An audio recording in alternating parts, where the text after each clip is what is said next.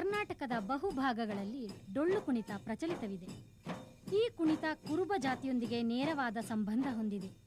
ಆದರೂ ದೀವರು, ನಾಯಕರು, ಉಪ್ಪಾರರು ಮುಂತಾದವರು ಇದೀಗ ಈ ಕಲೆಯಲ್ಲಿ ಪಾಲ್ಗೊಳ್ಳುತ್ತಾರೆ. ಡೊಳ್ಳಿಗೆ ಸಂಬಂಧಿಸಿದಂತೆ ಕುರುಬರಲ್ಲಿ ಕೆಲವೊಂದು ಪುರಾಣಗಳಿವೆ. ಡೊಳ್ಳಾಸುರನೆಂಬ ರಾಕ್ಷಸ ಸೂಜಿಯ ಮೇಲೆ ನಿಂತು ಘೋರ ತಪಸ್ಸನ್ನಾಚರಿಸಿದ. ಆಗ ಪ್ರತ್ಯಕ್ಷನಾದ ಶಿವನು ವರ ಕೇಳುವಂತೆ ಹೇಳಿದ. ಅಸುರನು ನಿನ್ನನ್ನೇ ನುಂಗಬೇಕೆಂದು ವರ ಕೇಳಿದ. ಶಿವನು ತಥಾಸ್ತು ಎಂದಾಗ ಡೊಳ್ಳಾಸುರನು ಶಿವನನ್ನೇ ನುಂಗಿದಾಗ ಅವನ ಹೊಟ್ಟೆಯಲ್ಲಿ ಶಿವನು ಬೆಳೆಯತೊಡಗಿದ. ಭಾರ ತಾಳಲಾರದೆ ಅಸುರ ಹೊರಗೆ ಬಾ ಎಂದು ಕಿರುಚಿದ. ಶಿವ ಹೊಟ್ಟೆಯನ್ನು ಸೀಳಿ ಹೊರಗೆ ಬಂದು ಅಸುರನ ಡಿಂಬನ್ನು ಡೊಳ್ಳು ಮಾಡಿ ಚರ್ಮವನ್ನು ಇಬ್ಬದಿಗೆ ಬಿಗಿದ. ಕರುಳನ್ನು ಹಗ್ಗ ಮಾಡಿಕೊಂಡು ಕೈಗಳನ್ನು ಗುಣಿ ಮಾಡಿ ಅದನ್ನು ಹಾಲು ಮತದ ಕುರುಬನಿಗೆ ದಾನ ಮಾಡಿದ. ಕನ್ನಡ ನಾಡಿನ ಬಹು ಮುಖ್ಯ ಚರ್ಮ ವಾದ್ಯವಾದ ಈ ಡೊಳ್ಳು ಅಷ್ಟೇ ಬೃಹತ್ ವಾದ್ಯ ಕೂಡ. ಡೊಳ್ಳನ್ನು ಹೆಬ್ಬೇವು, ಹೊನ್ನೆ ಮರಗಳಿಂದ ತಯಾರಿಸುತ್ತಾರೆ. ಸುಮಾರು 2.5 ಅಡಿ ಉದ್ದದ ಮರದ ತುಂಡನ್ನು ಕತ್ತರಿಸಿ ಅದರ ಒಳಭಾಗವನ್ನು ಪೂರ್ತಿಯಾಗಿ ಟೊಳ್ಳು ಮಾಡಲಾಗುತ್ತದೆ.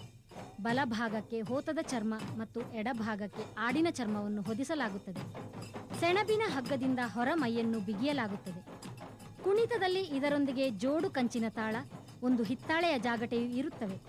ಕೆಲವೊಮ್ಮೆ ಕೊಳಲೂ ಇರುವುದುಂಟು.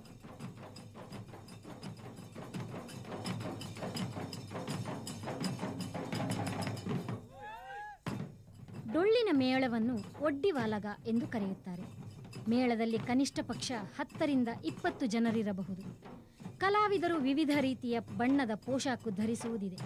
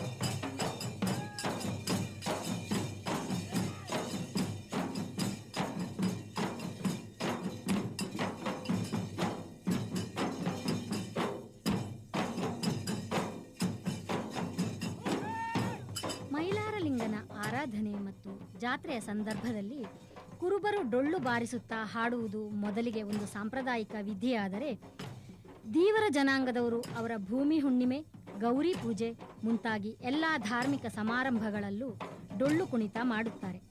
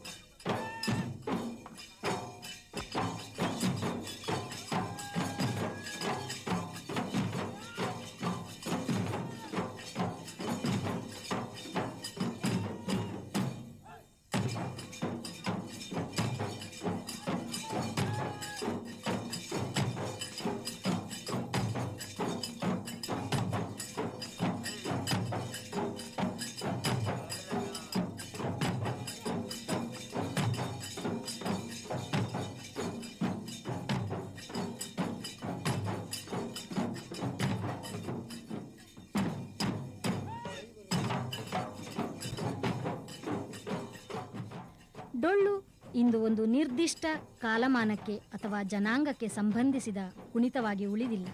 ಹಬ್ಬ, ಜಾತ್ರೆ, ರಥೋತ್ಸವ, ಗಣಪತಿ ವಿಸರ್ಜನಾ ಸಮಾರಂಭ, ಗ್ರಾಮದೇವರ ಉತ್ಸವ, ಮದುವೆ ಮುಂತಾದ ಸಮಾರಂಭಗಳಲ್ಲೂ ಡೊಳ್ಳು ಇಲ್ಲದೆ ನಡೆಯುವಂತಿಲ್ಲ ಎಂಬಂತಾಗಿದೆ.